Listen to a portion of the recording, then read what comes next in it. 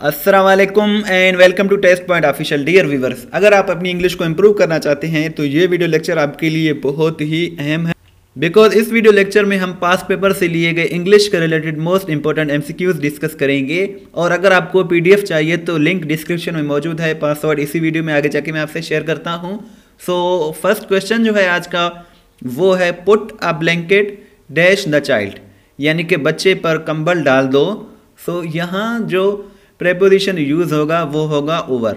Over एक preposition है जो यहाँ यूज होगा और ये सेंटेंस होगा इस तरह से, put a blanket on over the child.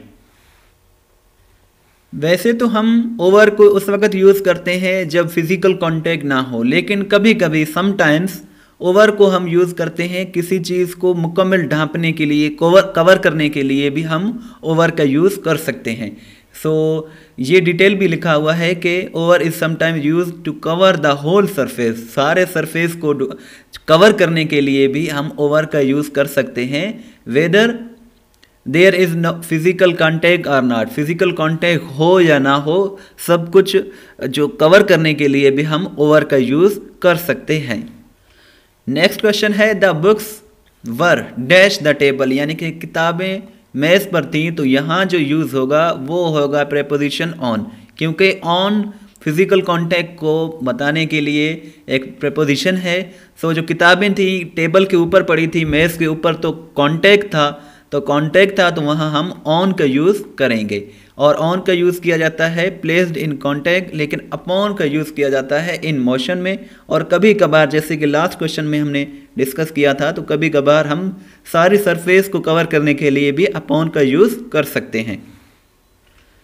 Dear viewers, आगे बढ़ने से पहले एक छोटी सी रिक्वेस्ट है कि हमारे यूट्यूब चैनल को ज़रूर सब्सक्राइब करें, बिकॉज इस तरह की हम अच्छी अच्छी वीडियोस डेली बेसिस पर बनाते रहते हैं। और जो नेक्स्ट क्वेश्चन है हमारा वो है they were sitting dash the room. So यहाँ जो यूज़ होगा प्रेपोजिशन वो होगा इन में की सेंस में भी यूज़ होता है, वो कमरे में बैठे हुए थे। सो यहाँ जो प्रेपोजिशन करेक्ट होगा वो होगा इन। यहाँ हम इनटू यूज़ नहीं कर सकते क्योंकि कोई यहाँ पे मोशन नहीं हो रहा। सो इन का हम यूज़ करते हैं लोकेटेड इनसाइड और विद इन, किसी चीज़ के अंदर हो, कमरे के अंदर वो बैठे थे। सो यहाँ जो प्रेपोजिशन यूज़ होगा वो होगा इन, वो कमरे में बैठे हुए थे। सो इसका करेक्ट सेंटेंस होगा they were sitting in the room. और जो नेक्स्ट क्वेश्चन है हमारा वो है द ब्रिज वाज बिल्ट, यानी कि ब्रिज को, पुल को तामीर की गई कहाँ, ओवर द रिवर, यानी कि रिवर के ऊपर, दरिया के ऊपर पुल को तामीर की गई। तो यहाँ जो यूज़ होगा वो होगा over. So the bridge was built over the river, ये इसका कंप्लीट सेंटेंस और मीनिंगफुल सेंटेंस होगा, दरिया पर पुल तामीर की गई। सो यही इसकी उर्दू ट्रांसलेशन भी है। नेक्स्ट क्वेश्चन है द गर्ल जंप्ड। यहाँ हम इन यूज़ नहीं कर सकते क्योंकि यहाँ एक मोशन हो रहा है और मोशन के लिए हम टू यूज़ करते हैं। सो यहाँ जो करेक्ट आंसर होगा वो होगा the girl jumped into the sea, यानी कि लड़की ने समंदर में छलांग लगाई। सो इनटू हम जो है यूज़ करते हैं उस वक़्त जब हमने इंडिकेट करना हो किसी चीज़ की एंट्री हो या इंसर्शन हो, तो वहाँ हम इनटू का यूज़ करते हैं। सो यहाँ जो करेक्ट सेंटेंस होगा the girl jumped into the C.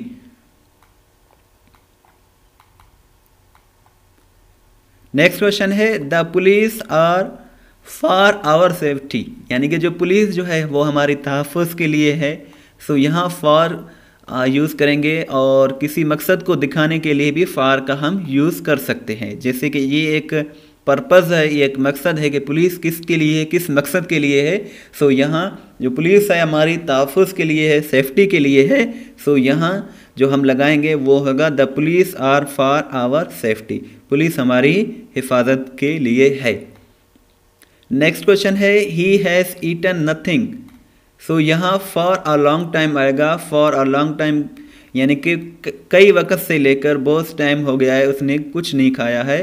So he has eaten nothing for a long time, इसका मतलब है कि उसने काफ़ी अरसे से कुछ नहीं खाया। नेक्स्ट क्वेश्चन है I have been teaching English. So यहाँ एक स्पेसिफिक टाइम दिया गया है जून। So I have been teaching English since June, यानी कि मैं जून से लेकर अब तक इंग्लिश पढ़ा रहा हूँ। सो यहाँ सिंस का यूज़ होगा, फॉर का यूज़ नहीं किया जाएगा। नेक्स्ट क्वेश्चन है we have already done the work, यानी कि हम काम पहले ही कर चुके हैं। So we have done, so ये प्रेजेंट परफेक्ट है और प्रेजेंट परफेक्ट टेंस में दोनों एक्टिव और पैसिव दोनों में हम third form of verb use करते हैं और जो पैसिव है उसमें बीन का इजाफा भी करते हैं। सो यहाँ जो करेक्ट इसका पैसिव बनेगा the work has already been done by us. So यही इसका होगा, हम पहले ही काम कर चुके हैं, इसका उर्दू में मीनिंग है। और एक्टिव में अगर वी हो तो पैसिव में होगा बाय अस। सो यहाँ हमने बाय अस का यूज़ किया है। नेक्स्ट क्वेश्चन है please finish the task in time, यानी कि टाइम से पहले यानी कि ये जो टाइम आपको दिया गया है इस टाइम से पहले इस टाइम के अंदर काम को करें, आप मुकम्मल करें, फिनिश करें। सो इसका जो पैसिव बनेगा, सो प्लीज़ से स्टार्ट हुआ है तो ये एक रिक्वेस्ट कर रहा है। सो प्लीज़ हम पैसिव में नहीं यूज़ करते तो ये इस तरह बनेगा you are requested to finish the task in time. So please और काइंडली ये आप याद रखें, दो ऐसे वर्ड्स हैं जिनको हम इस्तेमाल नहीं करते। सो प्लीज़ और काइंडली हम बदल देते हैं यू आर रिक्वेस्टेड टू, यानी कि अगर एक्टिव में प्लीज़ हो सो हम या काइंडली हो तो पैसिव में हम यू आर रिक्वेस्टेड टू में बदल देते हैं। और प्लीज़ और kindly are not used in passive, passive में इनका यूज़ नहीं किया जाता। नेक्स्ट क्वेश्चन है they have made a drama based on this novel.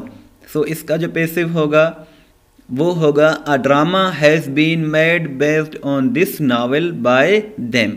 ये सेंटेंस भी प्रेजेंट परफेक्ट का है और इसका जो फार्मूला है यही है कि हैव और हैज़ होंगे एक्टिव में और पैसिव में इसका हैव और हैज़ के साथ बीन का यूज़ भी किया जाएगा और ये बीन का यहाँ यूज़ किया गया है।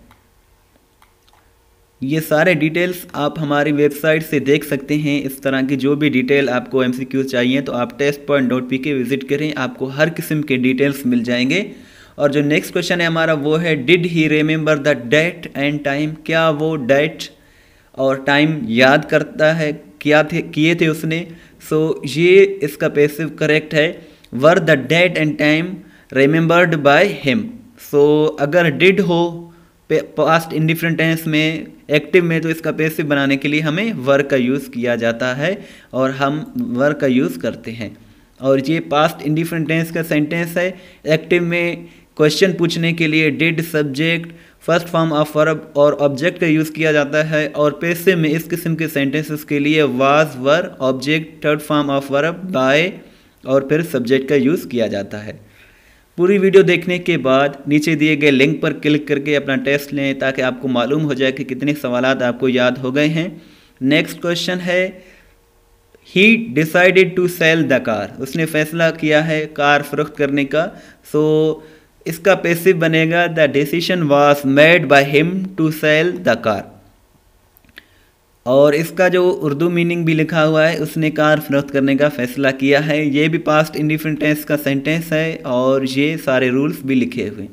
ही is capable dash doing this work within the stipulated period. So यहाँ कैपेबल है, कैपेबल का मतलब होता है एबल, अहल हो, जो किसी काम करने की सलाहियत रखता हो। सो ही इज़ केपेबल ऑफ, यहाँ ऑफ का यूज़ किया जाएगा, वो मुख्तसर मुद्दत में इस काम को करने की सलाहियत रखता है। कैपेबल के बाद ऑफ का यूज़ किया जाता है। नेक्स्ट क्वेश्चन है द स्वीट्स कहते हैं मिठाइयों को, were shared among the four boys. So यहाँ बिटवीन नहीं आएगा, यहाँ आएगा अमंग, क्योंकि बिटवीन दो चीज़ों के लिए आता है और अमंग दो से ज़्यादा जो भी हों, दो से ज़्यादा हो तादाद में, तो वहाँ हम अमंग का यूज़ करते हैं। The sweets were shared among the four boys, 4 लड़कों में मिठाई तकसीम की गई थी। डियर व्यूवर्स, अगर आपको PDF चाहिए तो PDF फ्री में दिया हुआ है, आप जाकर डिस्क्रिप्शन में इसे डाउनलोड कर सकते हैं। इसके साथ साथ डिस्क्रिप्शन में दिए गए लिंक पर क्लिक करके टेस्ट से चेक करेंगे कि आपने जो अभी वीडियो देखी उससे कितने सवालात आपको याद हो गए हैं। हर पेपर में आने वाले करंट अफेयर्स और इंग्लिश के रिलेटेड अगर आपको MCQ चाहिए तो गूगल पर सर्च करें testpoint.pk। ये पाकिस्तान की एक बेहतरीन वेबसाइट है जहां आप अपनी तैयारी कर सकते हैं। और इसके साथ साथ अगर आपकी कोई क्वेश्चन है इंग्लिश के रिलेटेड, एक्टिव एंड पैसिव के रिलेटेड, डायरेक्ट एंड इनडायरेक्ट के रिलेटेड, तो आप कमेंट बॉक्स में मुझसे पूछ सकते हैं। थैंक्स फॉर वाचिंग एंड अल्लाह हाफिज़।